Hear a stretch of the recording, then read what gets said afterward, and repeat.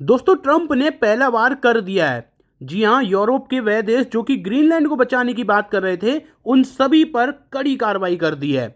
और इस अकेले फैसले ने यूरोप और अमेरिका के बीच एक ऐसी दरार डाल दी है, यकीन मानिए ट्रंप के जाने के दशकों बाद तक भी ये दरार भर नहीं पाएगी।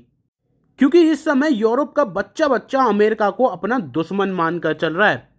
दरअसल आपको याद होगा, 2 दिन पहले एक न्यूज आई थी जिसमें अमेरिका के हमले के खतरे को देखते हुए यूरोप के 7 देशों ने, जिसमें Britain, Germany, France, Norway, Finland, ये सब देश थे, इन्होंने अपने कुछ ना कुछ सैनिक, किसी ने 10 तो किसी ने 5, इन सब को ग्रीनलैंड भेज दिया था। और ये एक इनका मैसेज देने का तरीका था कि हम सेना से भी सुरक्षा करेंगे ग्रीनलैंड की, अगर अमेरिका इस पर हमला कर देता है तो। और इसका जो रिस्पॉन्स आना तय भी था, लेकिन चांसेस ये थे कि ट्रंप अपनी तरीके से बदतमीजी वाली बात करेंगे। लेकिन अब यहां पर कुछ हो गया है शॉकिंग, क्योंकि डोनाल्ड ट्रंप ने एक ऐलान किया है कि 1 फरवरी 2026 से उन तमाम यूरोपियन देशों पर अतिरिक्त 10% का टैरिफ लगाने जा रहे हैं जिन्होंने सेना भेजने की हिम्मत करी है, यानी कि ग्रीनलैंड को बचाने की हिम्मत करी है। और इतना ही नहीं, उन्होंने ये भी कहा ये तो बस एक शुरुआत है, आने वाले समय में हम और कठोर कार्रवाई करेंगे उन देशों के खिलाफ जो कि ग्रीनलैंड को बचाने के पक्ष में हैं।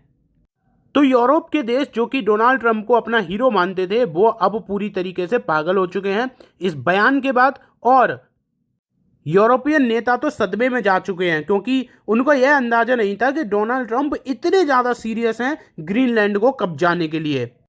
लेकिन यहां इस चीज का फायदा इंडिया को जरूर मिल गया, क्योंकि यहां पर अब यूरोप जो है पूरा बंटता हुआ नजर आ रहा है और पूरा एक साथ खड़ा हुआ है ट्रंप के खिलाफ।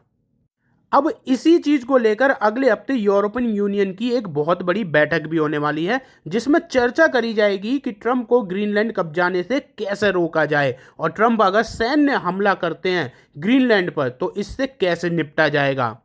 वहीं अगर हम यूरोपियन सोर्सेज की माने तो उन्होंने बोला है कि इसमें यूरोप के पास 2 ऑप्शन है।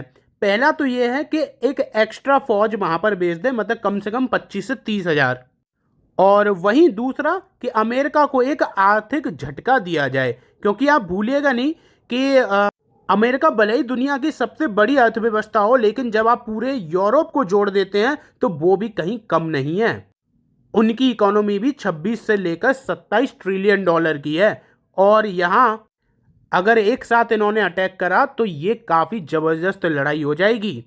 लेकिन इसी बीच ट्रंप ने जो अपना मूर्खता वाला फैसला लिया है ना 10% का टैरिफ लगाने से, तो इससे पहले यूरोप बटा हुआ था, लेकिन इस फैसले के बाद अब वो एकजुट हो गया है।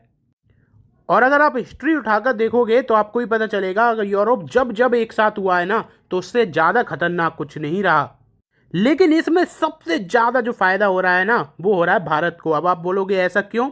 ऐसा इसलिए क्योंकि अमेरिका और यूरोप जितना ज्यादा लड़ेंगे उतना ज्यादा भारत को फायदा होगा। यूरोप के लिए भारत उतना ही ज्यादा इंपॉर्टेंट हो जाएगा और आने वाले हफ्तों में इसका नजारा आप खूब देख पाओगे। यूरोप के बड़े बड़े नेता लाइन लगाकर भारत आएंगे, भारत के साथ ट्रेड डील करेंगे, भारत के साथ डिफेंस डील भी करेंगे, क्योंकि ट्रंप ने जो किया है पिछले 1 साल में, इसने यूरोपियन देशों के मन में एक बात तो डाल दी है कि यहाँ यूनिपोलर वर्ल्ड से सबसे ज्यादा खतरनाक यूरोप को ही देखने को मिलता है।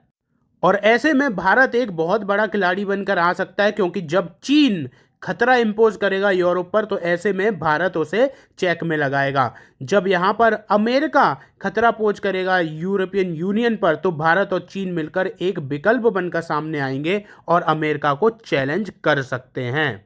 तो आप लोग भी अपने व्यू पॉइंट जरूर बताइए कमेंट बॉक्स में। चैनल को सब्सक्राइब कर लीजिए ऐसे ही बेहतरीन कंटेंट के लिए।